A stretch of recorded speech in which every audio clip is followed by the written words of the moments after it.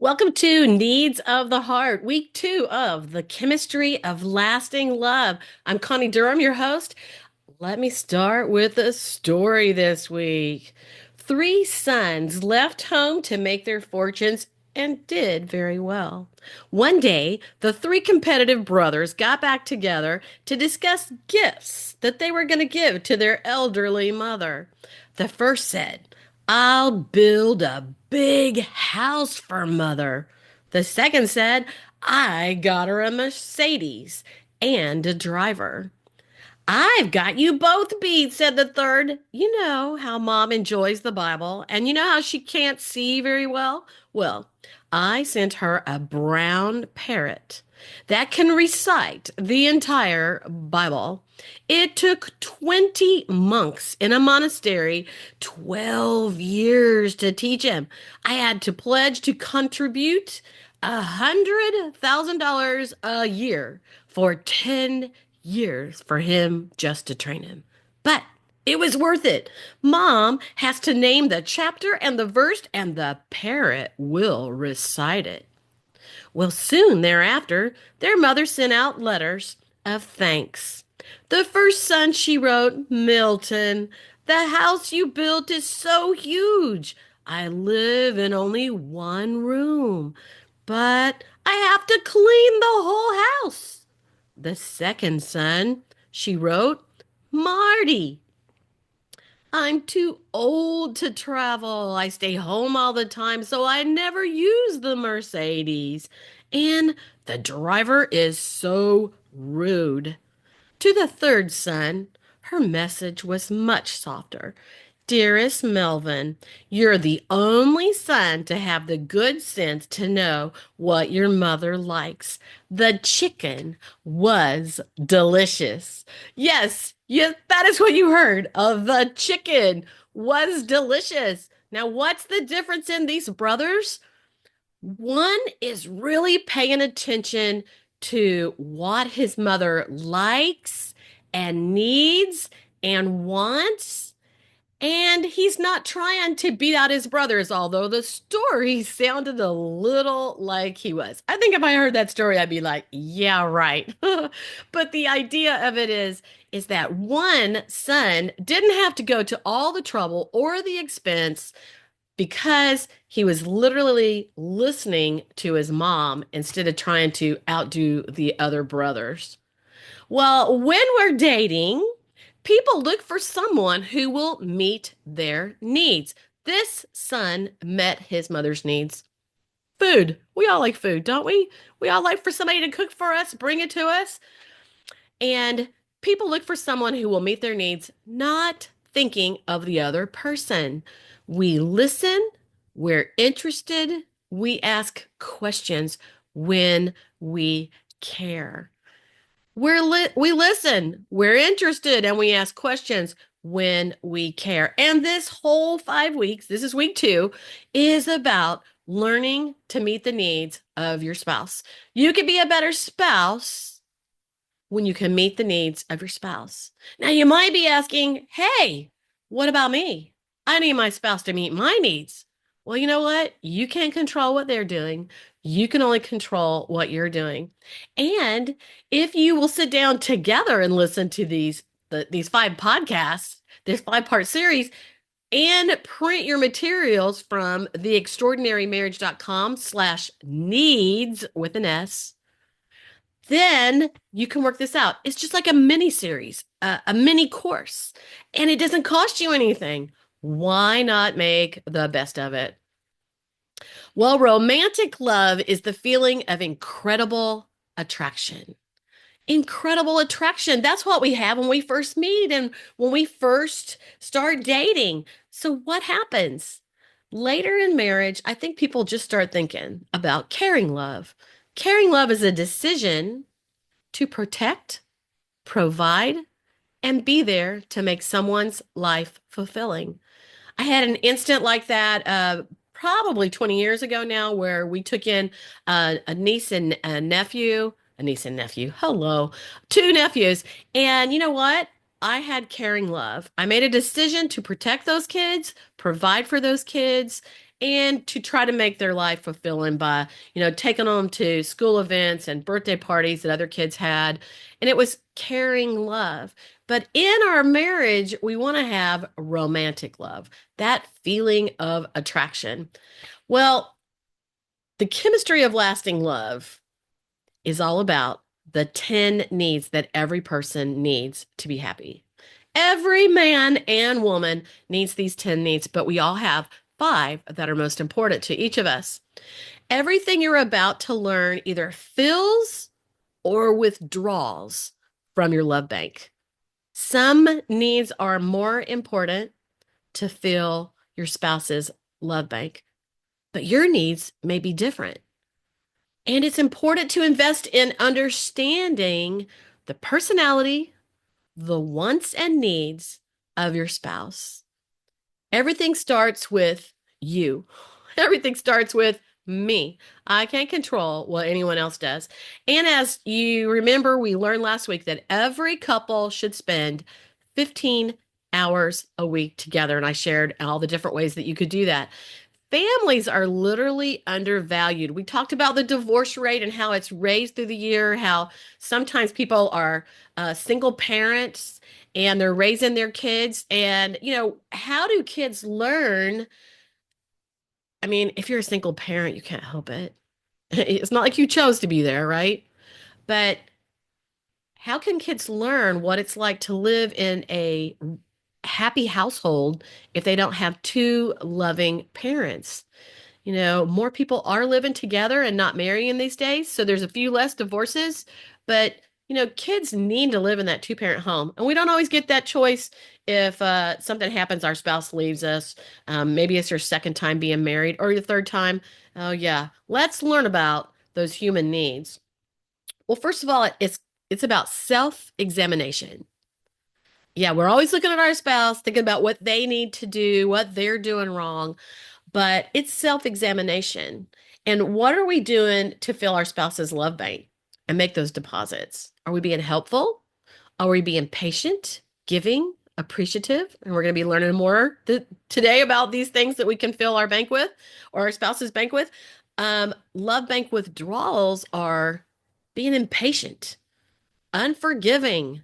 If you're a moody person or you have a hot temper, and here's the thing, when we get married because we love and adore each other. We want to spend time together, have fun together, do things together, grow old together.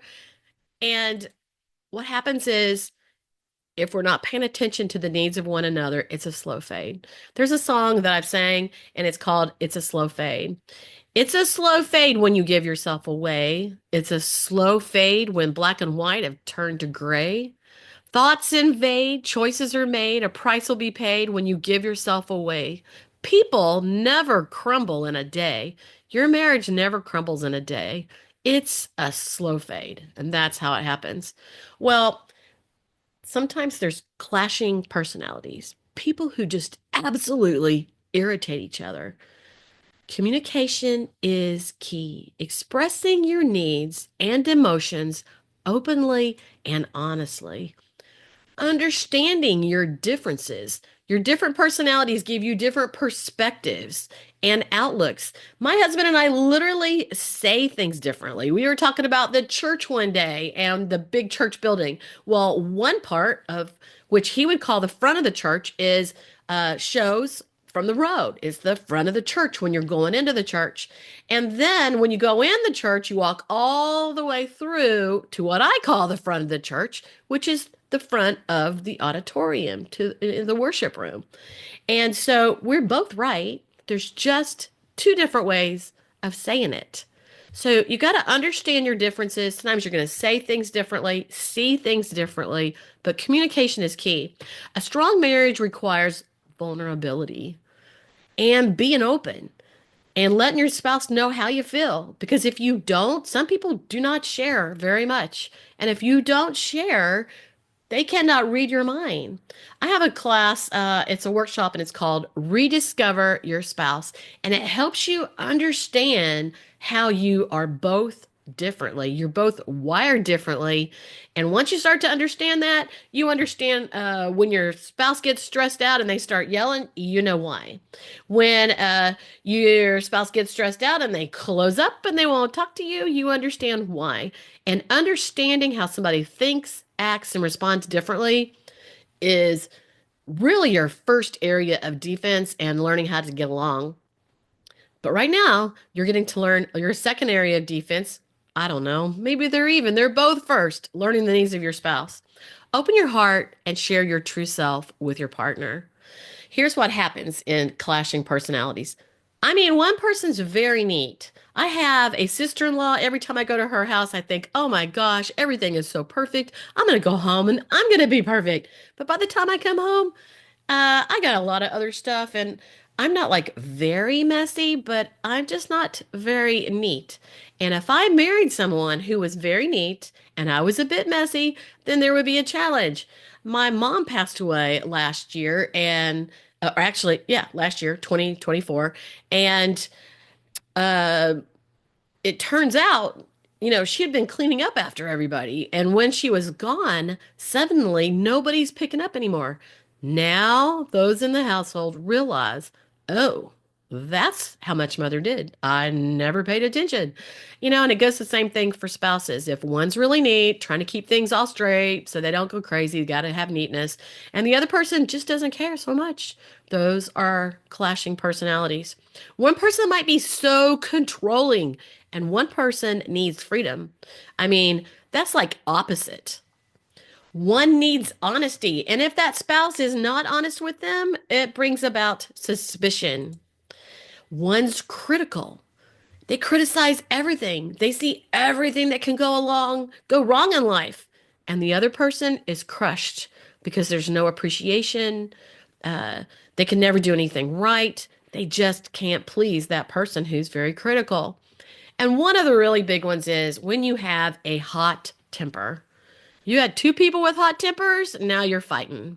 But if you have one person with a hot temper and the other person is quiet and mild mannered, they're literally repelled by the person who just can't control themselves. They can't control their temper, and it's literally repelling. And guess what? This calls withdrawals. We talked about it last week about your love bank, and this causes withdrawals from your love bank, empties the cup, and it starts to empty out the romance in your marriage. Criticism, not listening, not helping, and arguments causes literally a crisis in your marriage. It empties out the love bank, and your spouse is literally not very happy to see you at the end of the day. Because, I mean, what's gone wrong with you? How are you going to act? Are they having to walk on eggshells? I mean, that empties the love bank. And the only thing that you can do about that is learn the personality styles. So you learn about what is it that irritate your spouse, and finding the top needs. And that's what we're working on right now. When you learn your spouse's top 5 needs, you learn what deposits into their love bank. And it brings on that romantic love. A marriage is a relationship of extraordinary care. It's not a decision. Yeah, it was whenever you signed the paperwork and you said, I do. But you got married because it's a feeling. Meeting intimate emotional needs helps you keep that romantic love and keep that romantic feeling. All right. So, our number one out of our 10 needs. So, this is where you want to pay attention. Number one out of the 10 needs is affection. Affection is holding hands, remembering a special day, birthday, anniversary. Affection is giving a hug, having a conversation. We're going to talk more about that today. Sitting close together, a kiss at the door, a text or a call, checking in on your spouse for the day to see how they're going or to tell them what's going on or that kind of thing. Kind words, flowers, respect, and tenderness is affection.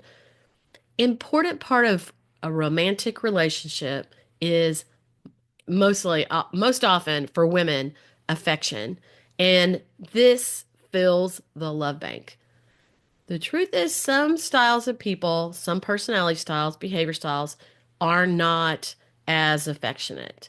And so, if you're not an affectionate person, that is kind of your DNA, then you have to look at these things and figure out what can you do that does fill that love bank for your spouse if affection is one of their top five. All right. For women, affection isn't typically sexual. For men, affection typically leads to intimacy. Yeah, that's what they're thinking about. We all know it. Affection says, I care about you. You are important to me. I don't want anything to happen to you. I'm concerned about the problems that you face, and I'll try to help you overcome them. The second need we're going to talk about today is intimate conversations. Intimate conversations. That means we're not just talking about the weather or the kids. Listening shows you care. When you're dating, you learn all about each other. You're asking questions, right? Some personality styles are really open, talkative, and sharing, and some styles are great, caring listeners. Well, intimate conversations happens to be one of my top needs, and luckily, my husband is an excellent listener.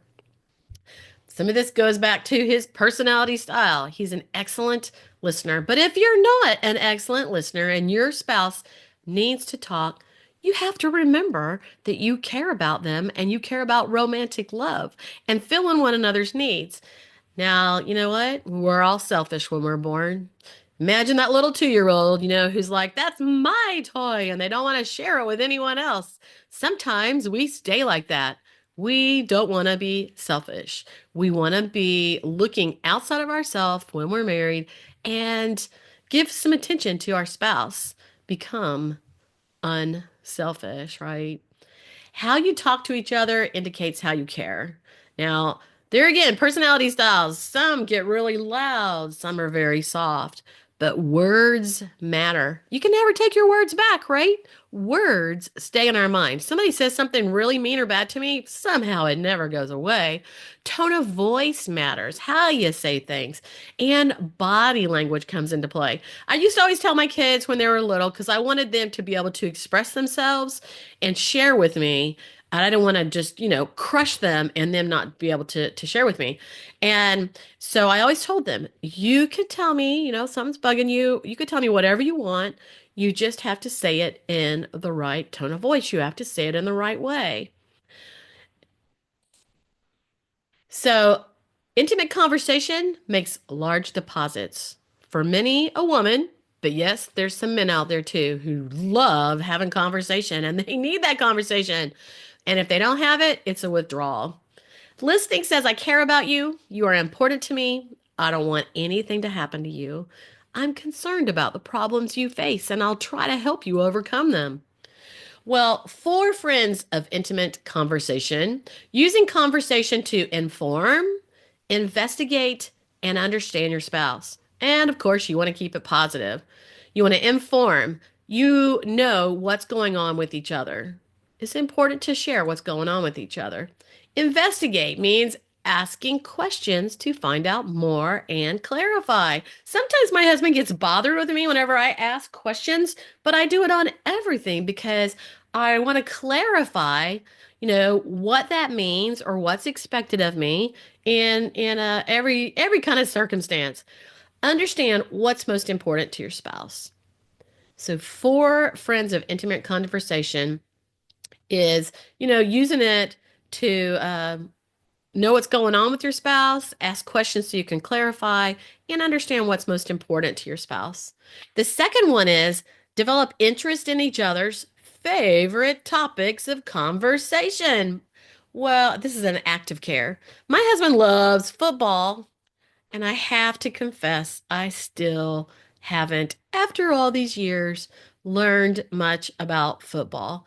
But we have a lot of other places that we have conversation about our kids, church, vacations we want to go on, the chorale that we sing in. So we have other areas of conversation. I hate it that I don't like football, but yeah. Um, it would be good if I did. But importance of balancing the conversation. Now, some of us are quiet, some of us are really talkative, and it's important to balance the conversations, kind of like playing tennis, hitting the ball this way, hitting the ball that way, and learn not to interrupt your spouse when they're talking. Yeah, we've probably all done that at some point.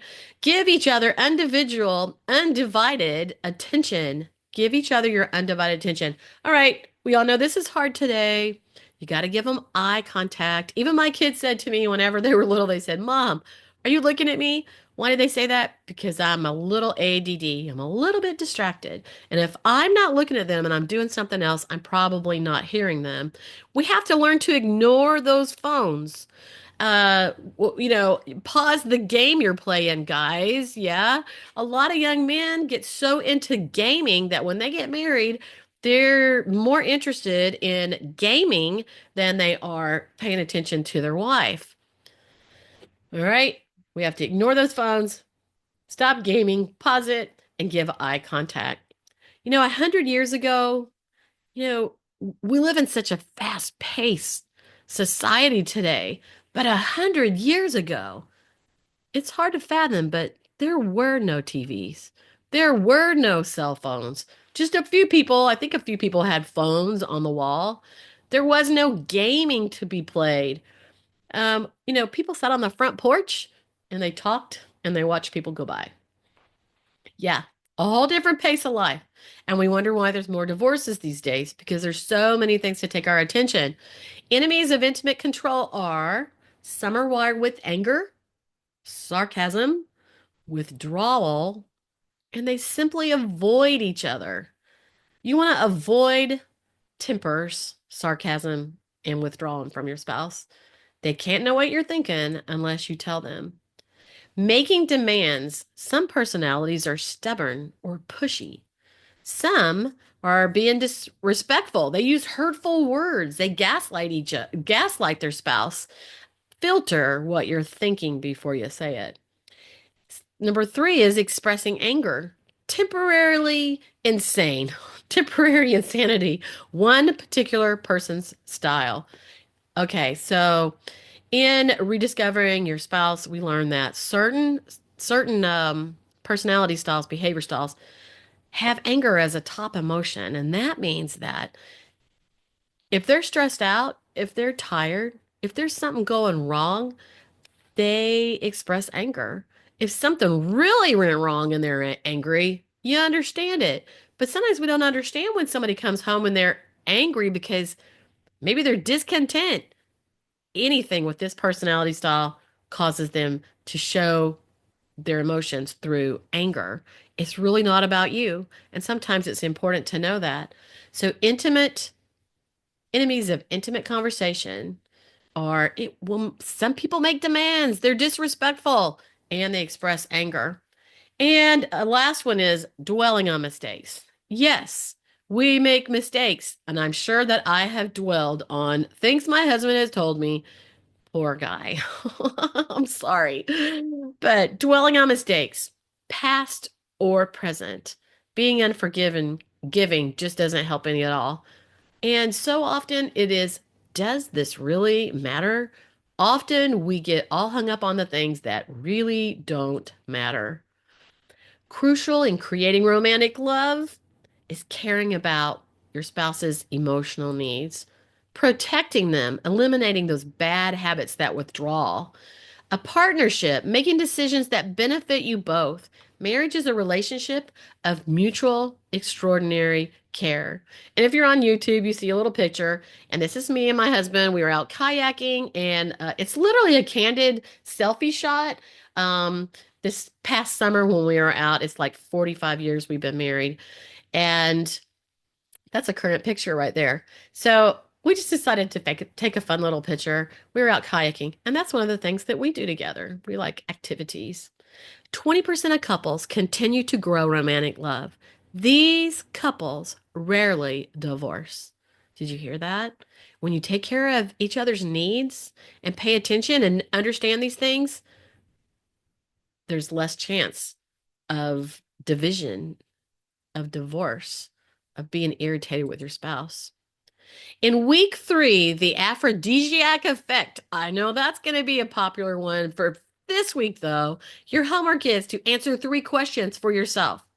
Did something in clashing personalities hit home with you? Did you find something that you're like, oh, yeah, we have that problem. It causes us, like, we're opposite. We irritate each other. Did you find something in that you might be interested in?